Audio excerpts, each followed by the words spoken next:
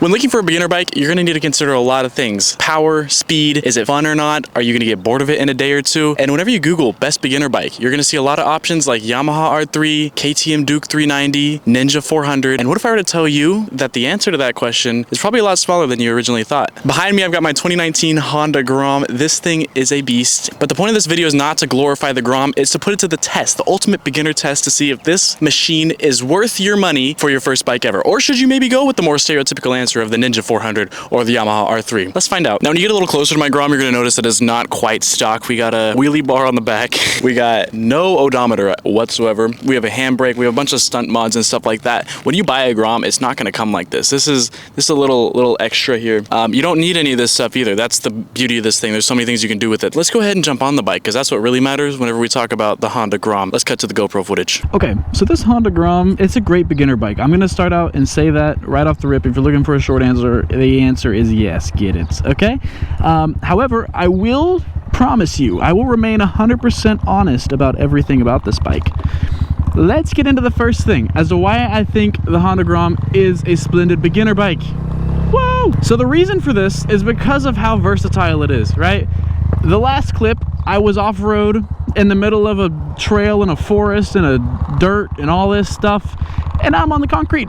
How many bikes can do that without braking? Not very many. And in addition to that, it remains road legal. So it's great because, you know, like a lot of dirt bikes and stuff like that, some of those are not street legal. They don't have what they need to be what they need to be street legal. Yeah. Anyways, I don't have a speedometer, but the speed limit on this road is 35, so use your best judgment. It's Texas, so the speed limit on this road is 45, but I'm hanging on just fine. You know, wide open throttle the whole time, but it's a lot of fun. It's a lot of fun when you get to have a bike that's wide open throttle the whole time, like a Grom. There's a saying that says it's less fun to drive a fast bike slow than it is to drive a slow bike fast. And that's fun because you can rip this thing, you can wide open throttle, you can twist and turn all you want. And then from a police's perspective, you haven't broken a single law. There's no speeding on this bike because you can't speed on this bike. Another thing I wanted to poke into is aftermarket support. A lot of new riders get into the sport because they want to, you know, build a bike. Same thing with the car scene. You know, you buy a car, you want to build a car, you want to make it cool, put an exhaust on it, put some headlights on, put some mirrors on, wrap it, paint it, whatever. The Grom has a huge, vast support group. There's tons of forums on the internet. Everything has been done for this bike. You're not going to be the first one to do anything. There's kits to make the engine bigger. You can put a 300cc engine in here. It's really just like a blank canvas and you can paint it however you want. That's how I like to think about it. The last owner of this one that I have built it for stunting. So I have a handbrake, I have a stunt bar, I have Brembos on here, a whole bunch of stuff that it doesn't come with. So that's why it's a little weird looking, but at the same time, you know, it's great. Now, let me speak from my perspective, okay? So I started riding motorcycles 2 years ago because I really loved the R6. I loved it to death, but I knew it wasn't smart to start on it, which I still stand by 2 years later. And R3 is a great bike to start on. So I was looking at the R3s, I was like, okay, this looks like fun. Let me start on an R3. However, I was a sophomore in college at the time, and I simply just couldn't afford an R3. So I was looking around and see what I could afford, and then a Honda Grom popped up, found one for $3,000 in the heat of riding season. I had to jump on it. I was like, okay, you know what, screw it. Everybody's talking about Groms. Everybody loves Groms, apparently. I didn't see the hype on it. You know, it's a small bike, 30-inch seat height. Anybody could swing a leg over this thing. My girlfriend has ridden this thing. She did just fine. She's 5'2". I'm 5'11". I do just fine. My legs sit at about 90 degrees, but I'm not like crammed and uncomfortable, you know?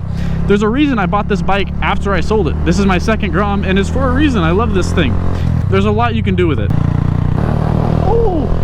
Okay, so with that gibberish out of the way, like I said, this is a beginner guide. This is a beginner video. So something I want to touch on real quick is whenever you start riding, the first time that you start, there's so many bikes out today. The first time that you stall your bike is going to be fun. It'll be interesting because it's just kind of scary. On my R7, if I were to stall it as a beginner, I 100% would have fallen off because it jumps a lot more than this bike does, and you fall over because you're in that tucked riding position. You'll lose your balance easier. This bike, if you stall it, it literally just rolls forward and stops. That's all it does. It doesn't jump. It just rolls forward and stops. And that's great. So that's why I always urge people, you know, you don't just not start on an R6 because of the speed of it. There's a lot of things that you need to learn that you'd rather learn on a small bike, because if you do end up dropping it, A, it is a lot cheaper, and a million reasons I could tell you for why it's better to learn on a smaller bike. And by smaller bike, I mean smaller engine, smaller price tag, things like that. And another thing, you know, as you're learning to ride a bike, you learn how to shift and things like that. You might miss the gear, you might miss shift, you might shift early, you might shift late, downshift early, downshift late, whatever it might be. With the Grom, like I said, like if I just downshift right now, nothing really happens. If I had done that at that RPM on my R7, the bike would have just jolted forward, and it would have been a little bit of a surprise as a beginner if you don't expect it to do that. So yeah, I think that's also a great thing there.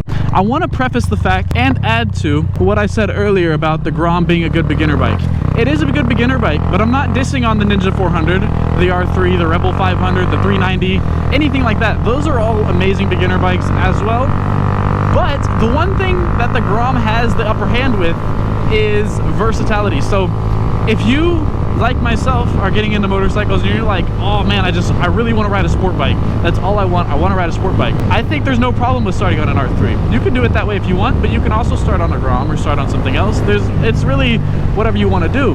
But I understand the feeling of wanting to start on a sport bike, beginner bike, because you want to get into a sport bike. However, I started on my Grom, and I'm glad I did because it opened my eyes to a lot of different possibilities within the motorcycle world. I hated every other bike other than sport bikes. I thought all the other motorcycles were like old man bikes, you know what I mean? Now that has changed a little bit. I still don't like cruisers, but I do understand why you buy an MT-07. I understand a lot of these different bikes and reasons for them because I've had that experience with versatility. I understand why you'd want a dirt bike because I've had that experience with this bike. And I think that's a nice thing to have that different experience. Again, I'm not saying you have to start on this bike. I'm not saying you have to do anything. I'm saying all these beginner bikes are lovely options, but I just want to open your eyes to the darkness of the Honda Grom because a lot of people turn their back to it because it is a small bike and it is tiny and it's not fat, but it's a lot of fun. And there's a reason that it has such a special place in the community of motorcyclists. With that being said, I went to go buy a bike with a friend not too long ago. Is this a Model T? Huh. Cool. I went to buy a bike with a friend not too long ago from Riley Power Sports, and I was talking to the shop owner, Riley, about Groms, and he was like, yeah, the Honda Grom is a great second bike, but it's not a great only bike. And I kind of started to understand that because when I bought my R7, I was wanting a Honda Grom. When I had a Honda Grom, I was wanting an R7. You know what I'm saying? There's a little trade-off there. There's still a lot of fun to be had on this thing. And if you want to get into stunting, this is a great bike to get. You know, if you have your motorcycle that you ride, you might not even be a beginner, and you might be like, I want to try such and such. Try such and such on this thing. Don't try stunting on a 636. Try stunting on a Grom. Now I say that because you're gonna drop your bike if you're learning how to stunt 110%, okay? Stop being stubborn. You're gonna fall at least 6 times before you get in your first good wheelie. But if you do that on a 636, those parts are a little more expensive than a Grom. The most I've ever paid for a Grom part is $50, and that was for tires. Ask any S1000 owner and they're gonna be extremely jealous of that $50 price tag, especially when it comes to tires. And that was for a pretty decent pair of rubbers as well. I mean, it wasn't like the best of the best, but it wasn't the worst of the worst either. People say whenever you start on a small bike, like size-wise small bike, you're gonna pick up a lot of small bike habits. You know, you're gonna be used to catching yourself with your feet. You're gonna be used to how easy it is to ride. That whenever you upgrade to that R6, that R1, sorry, I'm such a Yamaha guy, I'm just giving Yamaha models, but you can get a 636, whatever you want, or a Harley, whatever it's called. But short answer, yes, you're gonna pick up small bike habits. So you also learn 99.9% that you need to learn on a Honda Grom. You could. Now, that 0.01% of things that you can't learn on a Grom, you'll be able to figure it out really, really quick. Because if you learn that 99.9% of Grom things, you're gonna have the skills and the ability to pick up super quick, you know, things like a little bit jumpier, a little bit touchier throttle. You know, you're gonna understand that. You get sort of that whenever you ride a Grom. Like, whenever I twist my throttle, I know if I twist it like that, I'm gonna go slower than when I twist it like that. It's the same concept, it's just a little more high risk, high return there. One last thing I wanted to point out is insurance on these things. Insurance is amazing, okay? Progressive is paying me $5 to insure my Grom through them. Like, that's how cheap these things are. Originally, with my original Grom, I bought it for $130. Insurance is really no biggie whatsoever. But yeah, that's about all that I have. You know, I just wanted to spread some love for the Grom community. I feel like there's not a lot of love going around for us Grommers recently. So yeah, all I ask is that you take a look at it. If you're looking to get a first bike, just take a look at it. You might like it, you might not like it. No harm either way. I do appreciate you guys watching this video. It helps me out a ton if you could press that little like button down there, and subscribe if you're new here. Also, I just missed a shift and I was completely fine. I love you all so much. Thank you for watching. I appreciate it, and have a lovely weekend and enjoy your Saturday or whenever you're watching this video, and I will see you guys in the next one. Peace out.